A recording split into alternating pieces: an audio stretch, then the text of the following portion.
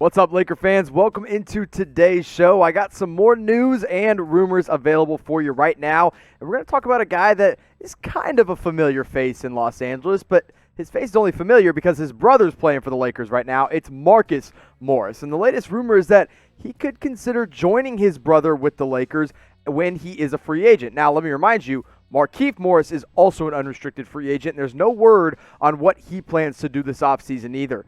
Now, I think the Lakers should definitely show some interest in Marcus Morris. He brings that toughness, and he can score off the bench as well. Defense is a little shaky, and the effort isn't always there for him, but if you put him and Markieff on the same team, you've got two really good three-point shooters and two guys that can immediately bolster this Los Angeles bench, which we know was a bit of an issue at times this past season.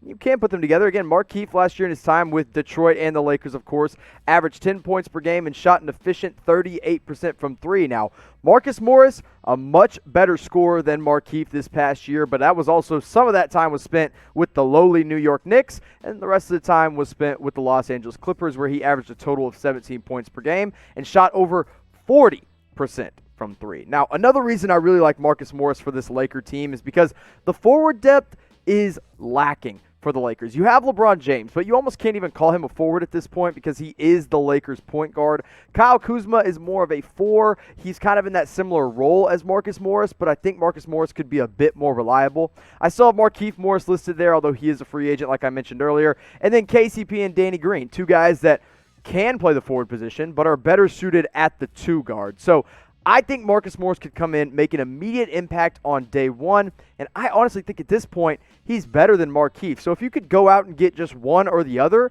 I'm signing Marcus Morris, but I think both of the Morris brothers could be really helpful to this Laker team. But what do you guys think? Should LA sign both of them? Type your Y for yes, type your N for no. As we know, we've seen them get into some trouble in the past when they're playing on the same team, but maybe things will change. They're a little bit older, hopefully a little bit wiser now.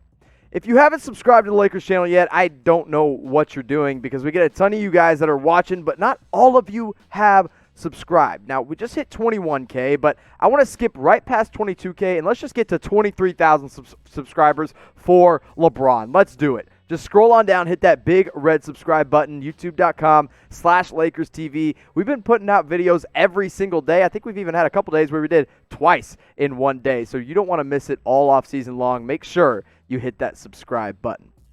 Now let's talk about a potential trade. Bleacher Report saying one guy the Lakers could go out and trade for right now that would help them improve in the offseason would be Luke Kennard of the Detroit Pistons. Not exactly the Detroit guard that we've been talking about for the Lakers this entire time. I know there's been a lot of focus on Derrick Rose, but Bleacher Report is saying, hey, Luke Kennard should not be overlooked as a target for Los Angeles. Now, last year he missed most of the season with knee tendonitis, but he played about 25 games, and in those 25 games, he began to show why he was the 12th overall pick in the 2017 NBA draft. He finally looked like he was able to prove something on the offensive end and string together a few really good games. Now, here's the trade that Bleacher Report said the Lakers should go ahead and offer Detroit. They said Talen Horton-Tucker, so obviously the second-round pick that didn't play more than – he only played in six games this past year for the Lakers. Quinn Cook, who Lakers don't really have that much room or time for at this point. And then the 28th overall pick this year. And listen, if I'm the Lakers – I'm doing this trade every single day of the year. That 28th pick is not going to help you as much as a guy like Luke Kennard is. Luke Kennard is better than Talen Horton-Tucker is, and is probably better than Talen Horton-Tucker is ever going to be in his own respect, where he shoots 39% from three, and he was taking 6.5 per game. Those are really big numbers, and he was putting up 16 points per game. Now, I think Detroit is going to say absolutely not to this deal because they like Luke Kennard a lot. They have a really young core that is probably going to be tanking for the next couple years, and Talen Horton-Tucker and the 28th pick do not move them any closer to where they want to be unless they're just trying to tank a little bit harder. So you guys can decide in the comment section who says no to that proposed deal. Again, it's Quinn Cook, Talen Horton-Tucker, the 28th pick for the Lakers, all for Luke Kennard. Let me know what you guys think in the comment section below. Now, if you're sitting around on your weekends, on Saturdays and on Sundays, you're betting on some college football or some NFL football, the best place to go is Bet You go to chatsports.com/Lakers and then use our promo code Lakers125. They will give you a 125% deposit bonus. And hey, odds for MVP next year and odds for the 2021 NBA championship, they're already up on the website. So go check them out at chatsports.com/Lakers. Use that special promo code for our Laker fans only at Lakers125. Again, that's a 125% deposit bonus. You're not going to find a better deal anywhere on the internet.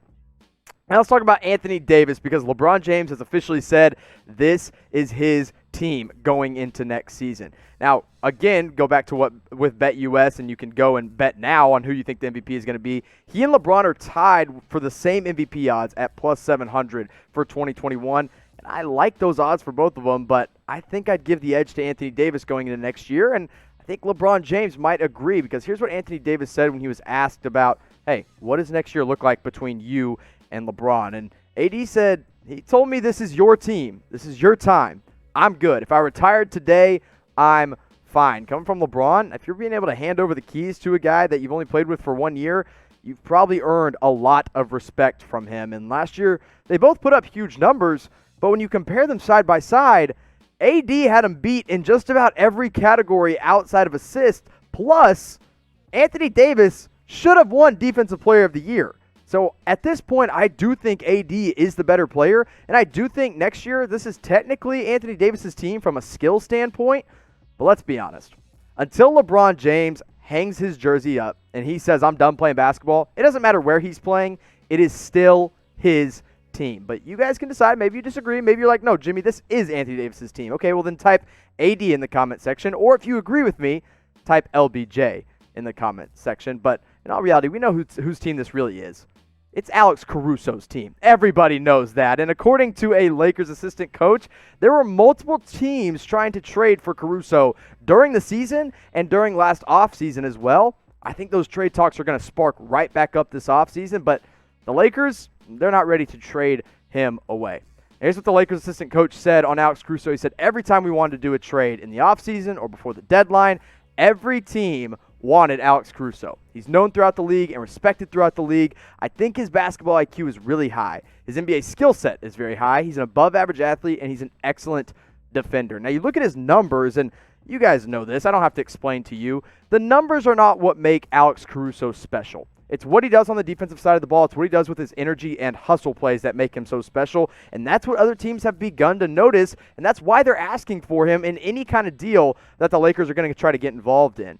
And I don't think the Lakers are going to involve him in any kind of trade unless it involves a superstar coming back or some kind of all-star. Maybe a guy like a Chris Paul or a DeMar DeRozan. Maybe a Bradley Beal. Maybe if they want a new big man, they could go with a Blake Griffin or a Miles Turner. I think any of those five guys who are all potentially on the block this offseason are guys that, yes, you would probably trade Alex Caruso for. But if it's a guy like, I don't know, a Luke Kennard, for instance, no. You're not giving up Alex Caruso. So as we're here at the end of the show, I'm going to ask you about the man, the myth, the legend. Who would you most want to trade for Alex Caruso? So if there was a deal on the table and they're like, hey, you got to give up Alex Caruso, which name in the NBA would you want on the Lakers in return for Alex Caruso? Let me know in the comment section.